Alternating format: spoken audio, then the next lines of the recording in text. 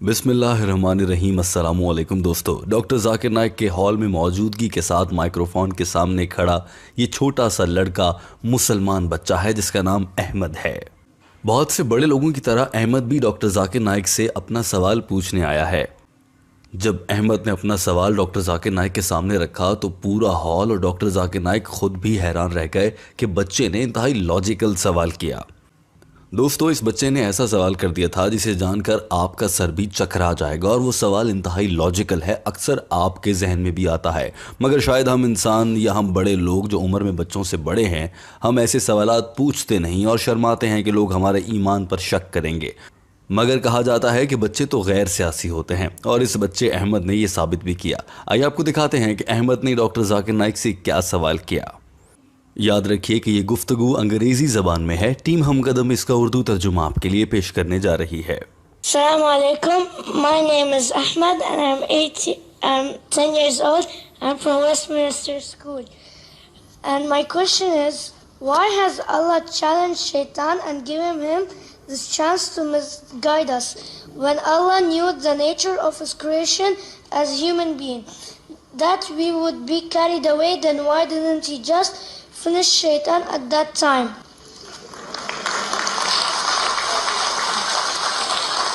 The young सवाल करने वाले बच्चे अहमद ने कहा था कि मेरा नाम अहमद है और मेरी उम्र 10 साल है और मैं वेस्टमिंस्टर के एक स्कूल में पढ़ता हूँ, और मेरा सवाल यह है कि अल्लाह ताला ने शैतान को चैलेंज क्यों दे रखा है कि जाओ इंसानों को गुमराह करके दिखाओ, जबकि अल्लाह ताला को मालूम भी था कि इंसान शैतान के बहकावे में आ सकते हैं। अल्लाह को इंसानों की फितरत मालूम थी, फिर भी शैतान को ये चैलेंज कर दिया, और शैतान हमें बहकाता है और इंसान इस दुनिया में गलत काम कर देता है।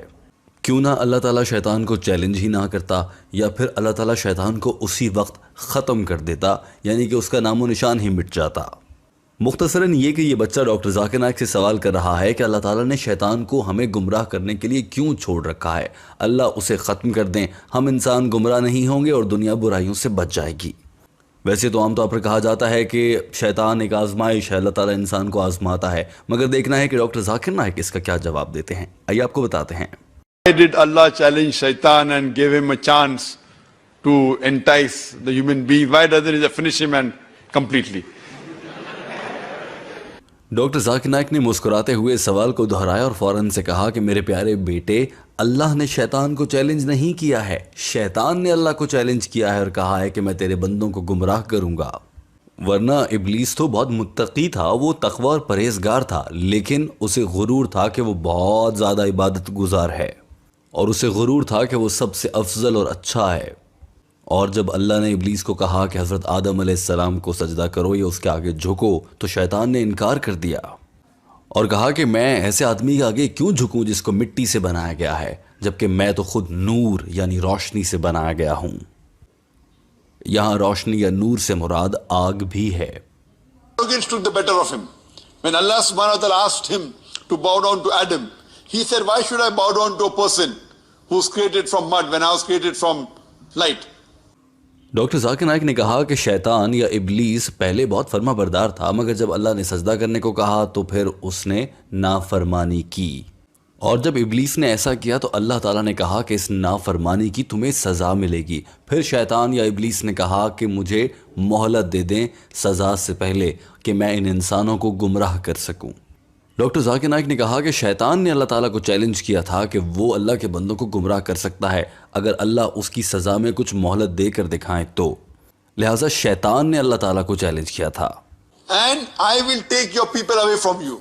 So Allah says, I give you respite. He challenges Allah that delay my punishment. And if you delay my punishment, I will misguide your people. So then Allah tells him, I delay your punishment, I give you respite. Doctor Zakir Naik ने बताया कि फिर अल्लाह ताला ने शैतान को मोहलत दे दी और कहा कि जा क़यामत तक मैं देखता हूँ कि तू मेरे बंदों को गुमराह कर पाता है या नहीं, और शैतान ने इस चैलेंज को शुरू किया और कहा कि मैं तेरे बंदों को गुमराह करूँगा। अल्लाह ताला ने शैतान को रोज़े महशर यानी क़यामत के दिन तक की मोहलत दे रखी है, और साथ ही अल्लाह ने कहा था कि तू मेरे उन बंदों को गुमराह नहीं कर पाएगा जो मोमिन हैं, ईमान रखते हैं, मुत्तकी हैं, यानी कि तकवा और परहेजगारी पर अमल करते हैं। اور ہاں جو ایمان والے نہیں ہیں، بے ایمان ہو چکے ہیں، سچے مسلمان نہیں ہیں، مجھے خدشہ ہے تم انہیں گمراہ کر پاؤ گے۔ You, I delay a punishment, I give you respite till the day of judgment. And you will never be able to entice or misguide those moments, those Muslims who are true on my part. But those who are not true Muslims, who are not obedient to me, you will misguide them. So when Allah... doctor Zakir Naik نے کہا کہ میرے پیارے بیٹے، آپ نے کہا کہ اللہ تعالیٰ اسے ختم کیوں نہیں کر دیتے جب اللہ نے اسے مہلت دی ہے کہ ہاں قیامت کے دن یعنی کہ روز محشر تک جتنا گمراہ کر سکتے ہو کر کے دکھا دو، اب جب تک کی مہلت ہے تب تک اسے ختم نہیں کیا جا سکتا۔